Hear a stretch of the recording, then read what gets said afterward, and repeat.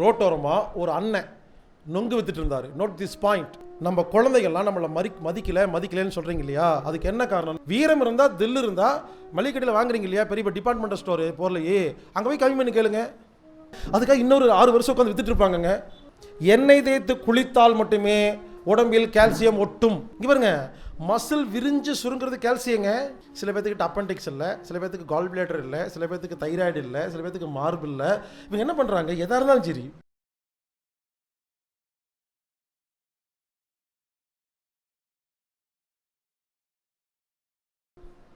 நான் எப்பொழுதுமே இயற்கை விஷயங்களை வாங்கும் பொழுது 10 ரூபா சேர்த்து கொடுப்பேங்க. நான் ஒரு நாள் கோயம்புத்தூர்லேருந்து பொள்ளாச்சிக்கு மேட்டுப்பாளையத்துக்கு காரில் போயிட்டு இருந்தேன். ரோட்டோரமாக ஒரு அண்ணன் நொங்கு வித்துட்டு இருந்தார். Note this point. என்ன சொன்னேன்? ஒரு அண்ணன், இந்த வார்த்தையை நல்லா கேவீங்க, இது என்ன அப்புறம் சொல்கிறேன். ஒரு அண்ணன் நொங்கு வித்துட்டு இருந்தார். வண்டியை நிறுத்திட்டு நொங்கு எவ்வளோண்ணேன்னு கேட்டேன். 60 ரூபாய்க்கு 10ன்னாரு. கொடுத்தாருங்க. நான் வாங்கிட்டு 70 ரூபா கொடுத்தேன். அவர் சொல்கிறாரு, வேண்டாம் தம்பி, எது கொடுக்குறேன்னாரு. இல்லை பரவாயில்ல வச்சுக்கங்கண்ணே, வெயில நிற்கிறீங்களேன்னு. பரவாயில்ல தம்பி, போ தம்பி அப்படிங்கிறாருங்க. எப்பேற்பட்ட நல்ல உள்ளம். நான் ஏன் தெரியுமா அண்ணன்னு சொன்னேன்? நல்லா கேவீங்க. நாம் நம்ம குழந்தைகள்லாம் நம்மளை மதிக்கலன்னு சொல்கிறீங்க இல்லையா, அதுக்கு என்ன காரணம்னா, நீங்கள் யாரையும் மதிக்கலை. வேலைக்காரி வந்துட்டாளா, ஆட்டோக்காரன் வந்திருக்கான் சீக்கிரம் போ, பஸ்காரன் நிறுத்தாமையே போகிறான், இப்படி சொன்ன உங்கள் பையன் எப்படி மரியாதை கொடுப்பான்? வேலைக்கார அம்மா வந்துட்டாங்களா, நொங்கு விற்கிற அண்ணங்கிட்ட 10 ரூபா கொடு, ஆட்டோக்கார அண்ணங்கிட்ட அந்த அப்பாட்ட 7 ரூபா வாங்க, இப்படி சொல்லி பழகிருந்தீங்கன்னா, நீங்கள் மற்றவங்களுக்கு மரியாதை கொடுத்தீங்கன்னா உங்கள் பையன் உங்கள் பொண்ணு உங்களுக்கு மதிக்கும். நம்ம முதல்ல மரியாதையே இல்லைங்க நம்ம ஊரில். யாரை பார்த்தாலும் இதாவது நாம் மரியாதையை வச்சு வீட்டில் கெட்ட வார்த்தைகள் திட்டுவாங்க, சாதாரணமாக பேசிகிட்டு இருக்காங்கங்க. என்ன சொல்கிறேன்னு புரிஞ்சுக்குங்க. நான் என்ன சொல்கிறேன்னா, கீரைக்காரங்கிட்ட 7 ரூபாய்க்கு வாங்கினீங்கன்னா 7 ரூபா கொடுங்க. அப்படி ஒன்றும் நீங்கள் சம்பாரிச்சு ஒன்றும் வாழ போகிறதில்ல. வீரம் இருந்தால் தில்லு இருந்தால் மளிகை கடையில் வாங்குறீங்க இல்லையா, பெரிய டிபார்ட்மெண்டல் ஸ்டோரு பொருளையே, அங்கே போய் கம்மி பண்ணி கேளுங்க. விவசாயிகளை டிப்ஸ் கொடுத்து பழகுங்க. விவசாய பொருள் வாங்குறீங்கல்ல, 150 ரூபா பில்லா 170 ரூபா கொடுங்க. கேட்டால் இவ்வளோ நல்ல பொருளை கொடுக்குறீங்க சொல்லி பாருங்களேன். அவங்க 2 சொட்டு தண்ணிங்க. அதுக்காக இன்னொரு 6 வருஷம் உட்காந்து வித்துட்டு இருப்பாங்கங்க. யாருமே அப்ரிஷியேட் பண்ணுறதே இல்லைங்க நல்ல பொருளை. நாம் அப்ரிஷியேட் பண்ணாமல் எப்படிங்க டெவலப் ஆகும்? சரி, விஷயத்துக்கு வரேங்க. கால்சியங்கிறது மீண்டும் சொல்கிறாங்க, பாலில் மட்டும் இல்லைங்க, எல்லா பொருளும் இருக்குங்க. இங்கே பாருங்க, சொன்ன இல்லையா சூரிய வெளிச்சத்து வரும்னு. எண்ணெய் தேய்த்து குளித்தால் மட்டுமே உடம்பில் கால்சியம் ஒட்டும். உடனே எண்ணெய் தேய்ச்சி குளிக்காதவங்களுக்கு ஒட்டாதுன்னு சொல்ல வரல. யாருக்காவது கால்சியம் டிஃபிஷியன்சின்னா எண்ணெய் தேய்ச்சி குளிங்க. உடம்பெல்லாம் நல்லெண்ணெய் தேய்ச்சி 1/2 மணி நேரம் வெயிலில் நின்று சுடுதண்ணியில் குளிச்சுருங்க. என்னாகும்? அவ்வளோதாங்க, கால்சியம் ஒட்ட ஆரம்பிச்சிருங்க. இங்கே பாருங்க, இனிமேல் யாருக்காவது கால்சியம் வேணும்னா முதல்ல டேப்லெட் சாப்பிடாதீங்க. குதிரைவாளி, கம்பு, ராகி, சோளம் போன்ற சிறுதானியங்களை சேர்த்துக்குங்க. கீரை சேர்த்துக்குங்க. எண்ணெய், ஒரிஜினல் செக்கெண்ணெய், இதெல்லாம் கால்சியம். கல்லுப்பு கால்சியம். கல்லுப்பில் உள்ள கால்சியத்தை நமக்கு கிடைக்கக்கூடாது என்பதற்காகத்தான் அயோடின் போடுகிறார்கள். கல்லுப்பில் அயோடின் போட்டால் கால்சியம் ஆவியாகிவிடும். சயின்ஸ். கல்லுப்புல கால்சியம் இருக்குங்க. அயோடின் அந்த போடுறாங்க இல்லையா, அயோடின் கலந்தா அடுத்த வினாடி கால்சியம் ஆவியாயிரும். 0 கால்சியம் ஆகும். கண்டுபிடிச்சிருக்கானுங்க. வேணும்னா ஏமாற்றி உப்புலையும் கால்சியம் தூக்கிடுறானுங்க. எண்ணெய் தேய்ச்சி குளிங்க.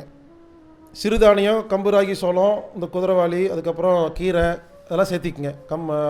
புதினா, கொத்தமல்லி சேர்த்திக்குங்க. நல்லா ஒழுங்காக மென்று சாப்பிடுங்க. வேலை முடிஞ்சுதா? அப்போ சாப்பாட்டு முறை, உணவு முறை, குளியல் முறையை மாற்றிட்டா கால்சியம் வந்துடுமா? சரி, விஷயத்துக்கு வரேங்க. ஒழுங்காக ஜீரணம் பண்ணால் நல்ல கால்சியங்க, தப்பாக ஜீரணம் பண்ணால் கெட்ட கால்சியங்க. நல்ல கால்சியம் செல்லுக்குள்ளேலாம் போச்சுன்னா ஆரோக்கியங்க, எலும்பு ஸ்ட்ராங்குங்க, வீரங்க, தில்லுங்க, தைரியங்க, தன்னம்பிக்கைங்க, ஆரோக்கியங்க, நோயெல்லாம் குணப்படுத்துங்க, மருந்துங்க. கெட்ட கால்சியம் உள்ளே போனால் எல்லா வியாதி வருமா இல்லையா? சக்கரை மாதிரி.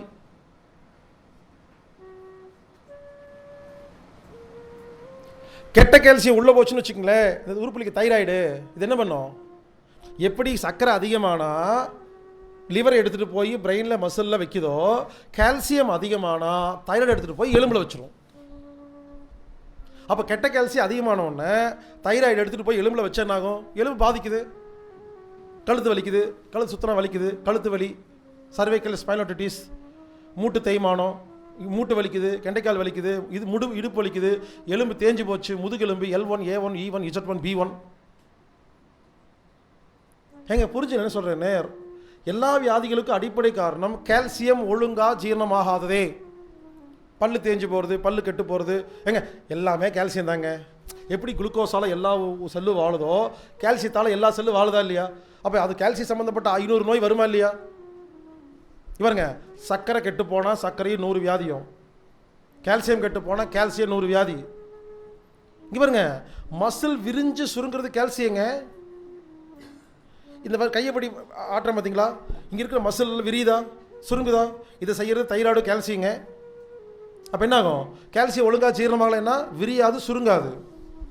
ஒரு சில விரிஞ்சிக்கிட்டே இருக்கும், குண்டாயிருவீங்க. சுருங்கிக்கிட்டே இருக்கும், ஒல்லியாயிருவீங்க. ஒரு மனிதன் ஒல்லியாகிறக்கும் குண்டாகிறக்கும் கால்சியம் டிஃபிஷியன்சியே காரணம். சில சம்மந்தம் இல்லாமல் சொயின்னு ஒல்லியாயிருவீங்க, திடீர்னு சம்மந்தம் இல்லாமல் குண்டாவீங்க. ரெண்டுக்கும் தைராய்டும் கால்சியம் தாங்க காரணம். தைராய்டு காரணம் இல்லை, புரிஞ்சுக்குங்க. தைராய்டுங்கிற உறுப்பு, அந்த உறுப்புக்கு நல்ல கால்சியம் போச்சுன்னா தைராய்டு சம்மந்தப்பட்ட 100 வியாதி குணமாகும்.